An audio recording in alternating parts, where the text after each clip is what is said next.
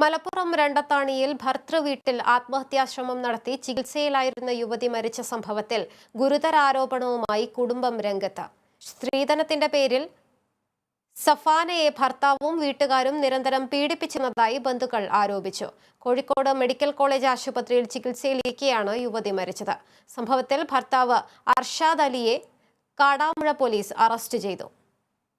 കഴിഞ്ഞ ശനിയാഴ്ച 1.5 വയസ്സുള്ള കുഞ്ഞ് തന്റെ ദേഹത്ത് മൂത്രമൊഴിച്ചതിന് ഭർത്താവ് സഫാനയെ ശകാരിക്കുകയും മർദ്ദിക്കുകയും ചെയ്തിരുന്നതായി ബന്ധുക്കൾ നൽകിയ പരാതിയിൽ വ്യക്തമാക്കുന്നുണ്ട്.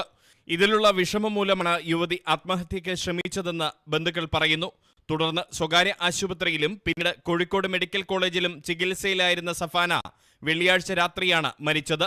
അതിന് പിന്നാലെയാണ് ഭർത്താവിനും വീട്ടുകാർക്കുമെതിരെ ഗുരുതര ആരോപണവുമായി സഫാനയുടെ കുടുംബം രംഗത്തെത്തിയത്.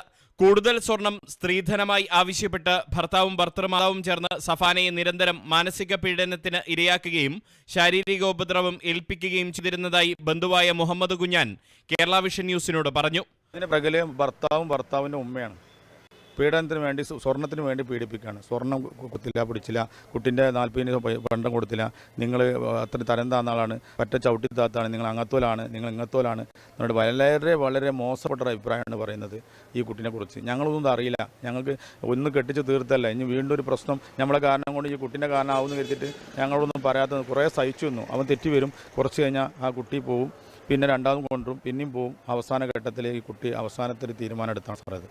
സംഭവത്തിൽ ഭർത്താവ് അർഷാദ് അലിയെ കാടാമ്പുഴ പോലീസ് അറസ്റ്റ് ചെയ്തു.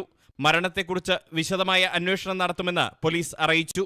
ഈ വിഷയത്തിൽ മനുഷ്യാവകാശ കമ്മീഷനിലും സഫാനയുടെ ബന്ധുക്കൾ പരാതി നൽകിയിട്ടുണ്ട്. അതേസമയം കോഴിക്കോട് മെഡിക്കൽ കോളേജ് മോർച്ചറിയിൽ പോസ്റ്റ്മോർട്ടം പൂർത്തിയാക്കി മൃതദേഹം നാട്ടിലെത്തിച്ചു.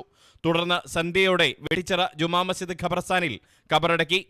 മലപ്പുറം ബ്യൂറോക്കൊപ്പം Riyas KMR, Kerala vision news, Kozhikode.